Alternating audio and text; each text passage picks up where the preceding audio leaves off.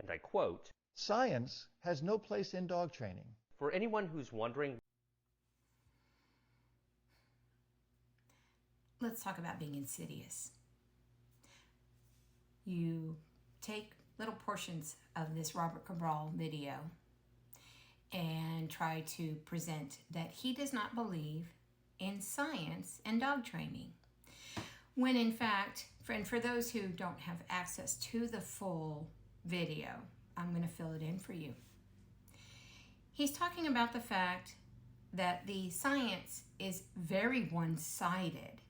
All of the reference material in the AVSAB, Zach's favorite little go-to, which possesses not one practitioner of daily dog handling on their board of directors. The ones who wrote this position statement he likes to throw around. The science is very one-sided. It was using one tool. I think one may have referenced another tool. But what he's saying is dogs are animals that are living in our society, which means inherently they need structure, which is not force-free or only positive reinforcement. That doesn't exist. And Zach, I've pointed it out before, but I'll do it again. You use aversives all the time. I'll reference the same video because I really don't want to watch all your videos. The shepherd mix with the ill-fitting pink harness and the ill-fitting muzzle. Everything you were doing was aversive for that dog. She was fighting the harness. She was fighting and almost beat the muzzle. Good thing she didn't, because you probably would have a hound that had to go through extensive surgeries when she bit you. Not out of aggression, not out of fear, out of you disrespecting her and not understanding her body language. But anyways, back to Robert. That was his point. His point was people like you who follow this extreme ideology that there is only one narrow scope in which to work with dogs, and it's based on this irrelevant scientific findings, because I think there's 2 studies that deal with companion dogs, and not one of them, and I've said this before, is dealing with professionals who are proficient in using tools, using them. They're taking the lay average dog owner, giving them a tool and saying, here, tell us what you think. For me, it's kind of like Billy Engvall's shark bite suit. Here, try this on. Tell us if it hurts when the shark bites. Anyways, what he's saying before this little clip that you showed is that to have a well-balanced dog, a dog that can survive within the structure of our culture, they have to have rewards and corrections, just like children. And to kind of hammer this point home, dogs are sentient beings. We know this. They experience thought, feelings, emotions, lots and lots of empathy. They study us. They can decide. They can make decisions. They have impulse control equal to that of a 2 to 2.5-year-old human. So this insidious ideology that you keep pushing, if you try to apply it to a toddler, a human toddler, we're going to have devastating effects. And that's my whole point, is what you are pushing. And Robert says this in the video. I don't think you'll ever show that clip. But it is absolutely, and he said it's not euthanasia, it's killing.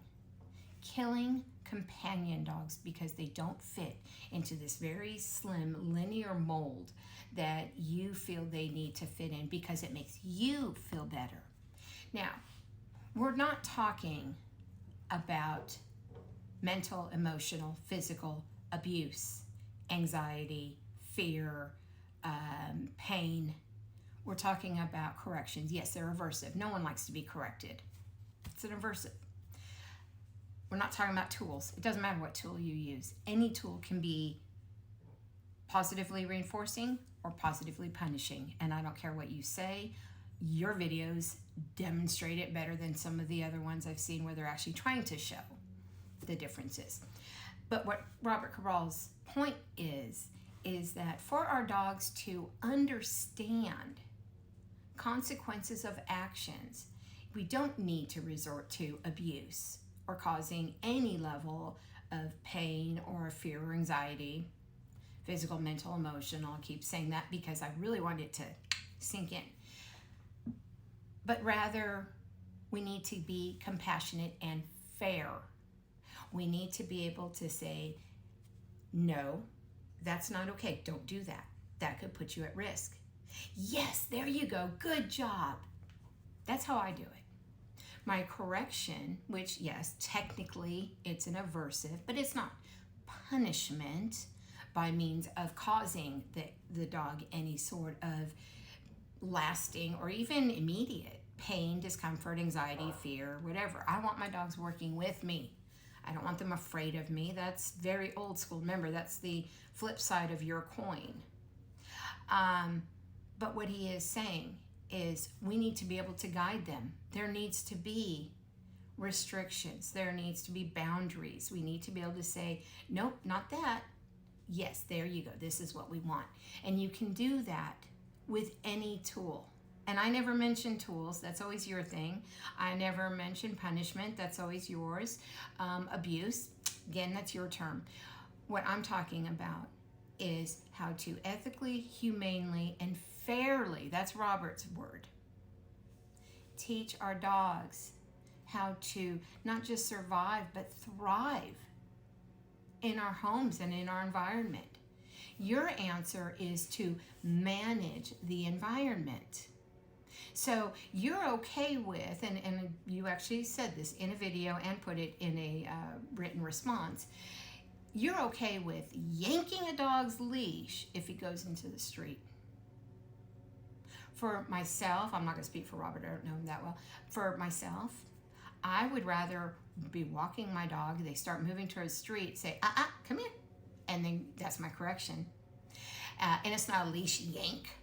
I don't yank and crank. It's a leash, a little bump, just kind of like a tap on the shoulder. Come on, let's go. With a verbal and a hand cue so that they really get it. Because remember, 2 to 2.5-year-old human.